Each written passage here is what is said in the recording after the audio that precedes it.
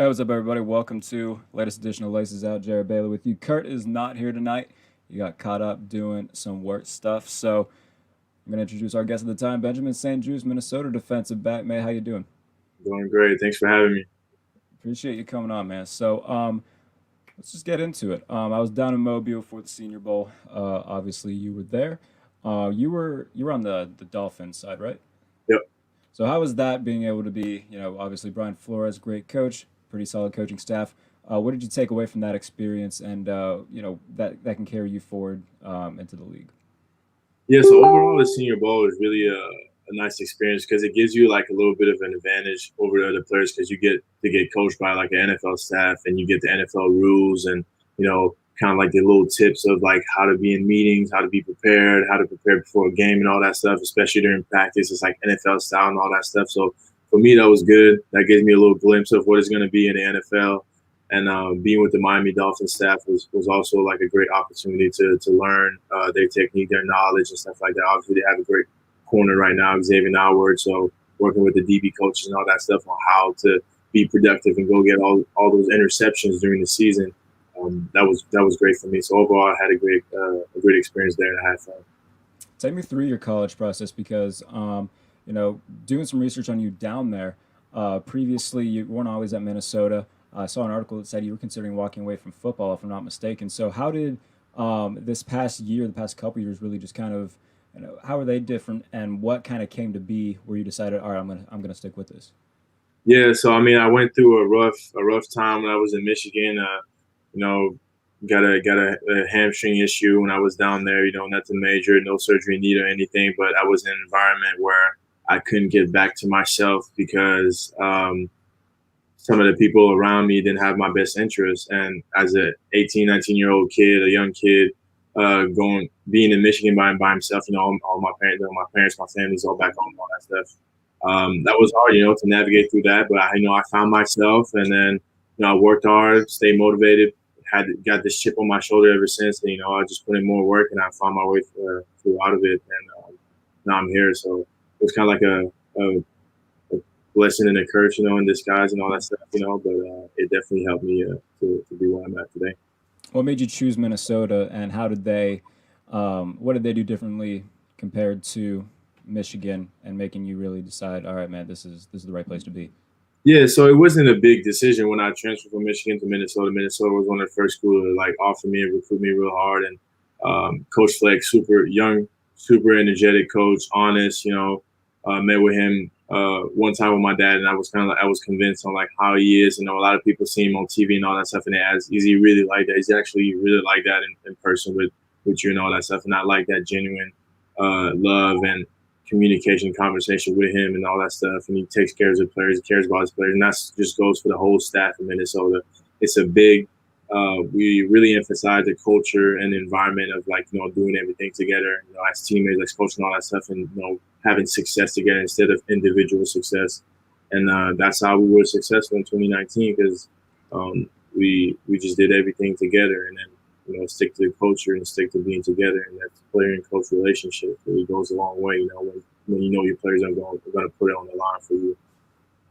Take me through maybe the differences in terms of maybe schemes and whatnot from Michigan to Minnesota, and how you adapted to maybe some new systems, new scheming and whatnot, and how that transition was.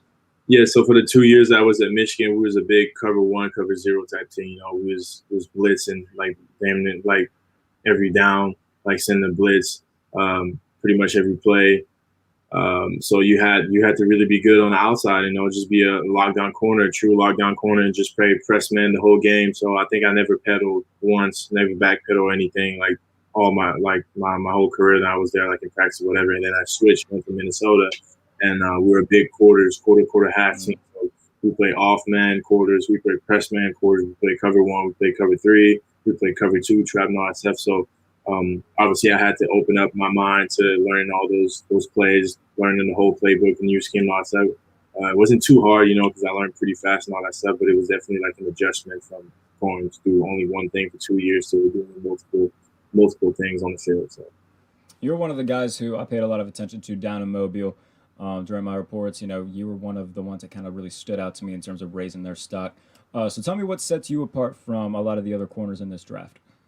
Well, obviously, I mean, just looking at me as my size, how big, how tall, my arm length, and all that stuff, um, and then that could be it. That could just be like, okay, yeah, he's big and all that stuff, but then really sets me apart from the other guys is how quick and fast I can be with that size. Like, okay, like he's big, might move into safety, but then you see me move and how quick I am and all that stuff, and look at some of the pro day testing result that I have, and you're like, okay, he can actually be a corner because he can move side to side, he can move with quick receiver and all that stuff, and um, being a corner of my size, I'm in the run support and physical. So this is all those little things, and I'm versatile too. I mean, you was down in Mobile, so you saw me probably play a few reps at strong safety, free safety, and stuff like that. So just those are things that separates me from like the other corners in the draft class. Yeah, I was going to ask you about that. So, do you think that that maybe sets you apart a little bit too, just because, a team can look at you and say, if we wanted to put him back deep, sometimes we can also do that. Do you think that that kind of gives you a little bit of an advantage? Yeah, definitely, and it's about how versatile that you can be in the NFL if you want to last long. I mean, I can get drafted by a team where the corners room is stacked. They just signed like a few corners, and they're veterans and they're there. And I just want to have an instant impact. And like Benjamin, he played a little bit safety at Senior Bowl. He looked comfortable and all that stuff. Like throw him in there, strong or free, whatever, and I can still play and like produce for my team. So I think that's good for me. And I asked you before this, a few teams that you met with, obviously being a Steelers writer, I tried to stick and poke a little bit to see what I can get out of you. But Yeah. tell me, if you can, a few of the teams that you've had more extensive conversations with. Obviously, down in Mobile for the most part, most guys are going to meet with the majority of teams down there. But are there any teams that have been consistent and had follow up talks with you, maybe more often or more so than other teams? Yeah, so obviously I would say like the Steelers, we had a great talk at the Senior Bowl. We had, a few meetings after that with some of the position coaches and DCs and stuff like that. Um, a lot of the teams that have similar type of corner schemes for like, the past couple of years, like the 49ers, the Seahawks, the Titans, the LA Rams, those type of teams that already have like bigger corners and all that stuff always shows a little bit more interest. But I don't have like a specific, top three right now. I'm Mm-hmm. still going through all the interviews and stuff like that. Gotcha. What was your team growing up? I mean, we can get to know the younger Benjamin St-Juste. Did you have a team growing up that if you were drafted by them, that you kind of look back and say, "Damn, that's crazy." Yeah, yeah. I mean, I don't like when I got to college, I kind of like stopped like having like a favorite team. I was studying the game and all that stuff. But growing up, I really was a big fan of the Baltimore Ravens defense. When they had Ed Reed, Terrell Suggs, Ray Lewis, even McAllister at corner and all that stuff. All those guys, I really love that defense. Well, as a Steeler writer, I'd be upset if you ended up there as a personal, as a personal feeling. So at Minnesota, obviously, I mean, you play for Coach Fleck, obviously a very energetic guy. How was he set apart from maybe Coach Harbaugh when you were down at Michigan?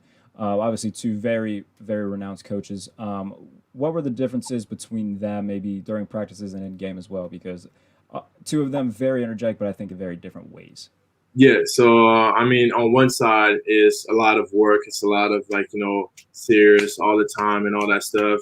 But the work still get done, so that's the good thing. In Michigan, everything is serious and all that stuff. You got to get your work done, and the expectation is super high. It's Michigan. It's like a historical program. Mm-hmm.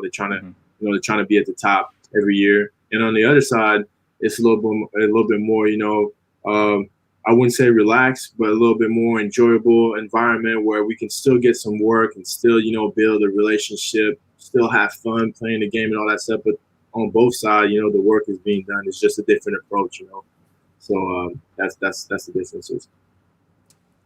Who are you going to be with come draft day? I know that only a select few prospects are going to be at the draft. So who do you plan on having that draft party with when the time comes? Probably going to be down here in Atlanta, Georgia, because I would go back home and have like a little like a draft party, but with COVID restriction, all that stuff in Canada, like I don't think it's gonna happen. So my girlfriend, she runs track and field here at the University of Georgia, so I'll be here, hosting a little thing with a few people, and then that's gonna be it for COVID year. So. That it has been, my friend. Take me through this entire process of playing through COVID, though, because obviously it has been one hell of a year that we haven't had before. So, how was this entire process? Obviously, there's a lot of restrictions, a lot different than an average year. So, what's this been like? Having to deal with all that. It was tough. It was tough physically, mentally, emotionally. Not being able to see my parents since COVID started in March and stuff like that because they can't come to the U.S. So haven't seen them this whole time. They can't come to any of the games. They missed the Senior Bowl. They're gonna miss the draft. I only played 5 games because my team, like the whole state of Minnesota, shut down. Got 2 games canceled. I got put on a COVID list. Missed 2 games. Getting tested every day at 6 in the morning. Doing this repetitive routine of going to practice early in the morning at 6:30. Going to class, and then your day is done. You just gotta stay in your apartment. Like it really works you like mentally, but you gotta find your ways to cope with it, and find your ways to stay strong. And football was really my escape. And talking to my parents, but yeah, it wasn't easy. It wasn't easy. How, on a lighter note, at least, goddamn. Um, the pro day, obviously, I mean, you showed out there, you measured well, bigger than most corners. How's this entire draft process been for you? The fact that the world's starting to open up a little bit more, a lot of guys are getting a little bit more access to things are starting to get a little bit better. How's this whole draft process been? I'm sure that that's been strenuous as well, but maybe a little bit of sense of excitement. Yeah, definitely. It was definitely fun, to be honest. From the beginning, from start to train, I was able to train at the Mamba Sports Academy down in LA. Beautiful facility, brand new, with a few guys that signed to the same agency as me. Hmm. That was nice. Nice routine, getting a lot of work in, seeing my body develop, being a better player, going down to Mobile, performing well, being around some other guys, creating some new friendship, seeing some coaches, and coming back to LA and all that stuff. And obviously the meetings are very overwhelming. Sometimes having like 2 or 3 meetings back to back to do with like some teams because we can't do it in person. Like usually we would do that. I would do that in Indiana, like for the combine, but now I got to do it virtually over Zoom. So Right. that's a little bit hectic, balance and all that stuff. But I'm just having fun with it because it's a once in a lifetime opportunity. I'll never have to do that ever again. So I'm just having fun with it and enjoying it. So. If you could say that, or if you can compare yourself to one guy that maybe you most, um, what's the word I'm looking for? Maybe you model yourself after in terms of your game. Is there a certain guy or a few guys that maybe you have in mind that maybe you've studied, you've admired growing up, and that you kind of model yourself after? Yeah, so I wouldn't say one particular guy because I like to mix my Right. things. Like, 'cause I'm so different from all the guys. So like growing up, old school guy like Darrell Rivers. I mean, playing press man is a art. You really have to be good at it. A lot of corners think they can play press man, but you have to be patient. You have to have good hand-eye coordination to use your hands, use your feet at the same time. So I really like Darrell Rivers' patience and foot placement and press technique and all that stuff. And how can just he's comfortable, being had no safety help, one on one. Like let me just go win my battle. So I like Darrell Rivers. I like Jalen Ramsey physicality, and Marlon Humphrey, big body guys, kind of like me. They play a lot of, obviously they have a lot of athletic ability, but they're like, they're very physical. And then Richard Sherman, obviously, growing up, he blew up in the same kind of years in 2012, 2013. A very smart guy, so I like him for being a student in the game. So. Well, Ben, first of all, I appreciate the fact that you've been grinding your ass off through all this, and it takes a hell of a strong mind to do that. Good luck to you at the end of the month, mate. I hope that you're wearing black and yellow by the time this is all over. So appreciate you joining me. Good luck through the rest of this entire process, and would love to get you on again once the season starts getting closer, bro. Thank you. Thank you All very right, much. all right, bro. Take care. And that is Benjamin St-Juste, defensive back from Minnesota. Hell of a story. Guy from Canada. Um, hasn't seen his parents since this all started. So, I mean, he's gone over a year without seeing his family. The fact that he's staying so strong through all that says a lot. So, appreciate y'all joining me. Kurt will be back Monday. We'll be with South Dakota State wide receiver Cade Johnson. So, till then, appreciate y'all watching. We'll catch you later on in the next edition of Laces Out next week, where Kurt will be back joining me with Cade Johnson. So, thank you.